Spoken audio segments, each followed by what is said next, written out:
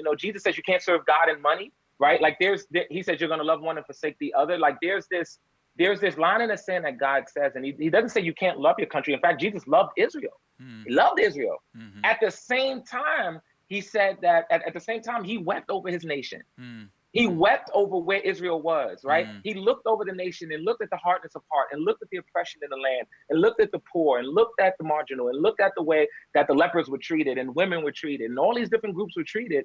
And Jesus wept over that, knowing that he would have to die for it. So there's a way in which that he says, in order to love my country, this is almost Kaepernick-ian, and I'm just like throwing that in there. I know that's a bomb to drop, right? But it's almost Kaepernick-ian, where he's saying, if I'm going to protest where my country's at, not because I don't love my country, but because I do.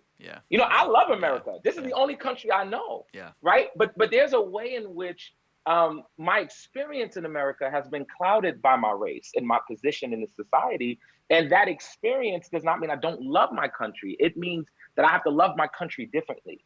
It means that my love has to change its form. You know, it's not that love is different. It just takes a different form. And so, you know, when Kaepernick takes that knee, you know, he's told to do that by a Green Beret.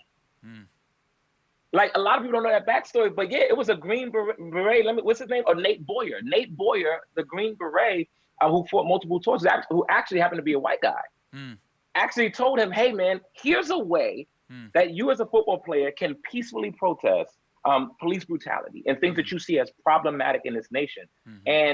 And that got totally, you know, framed as him being unpatriotic or disrespecting the flag, when a veteran actually was the one that gave him that advice to do so.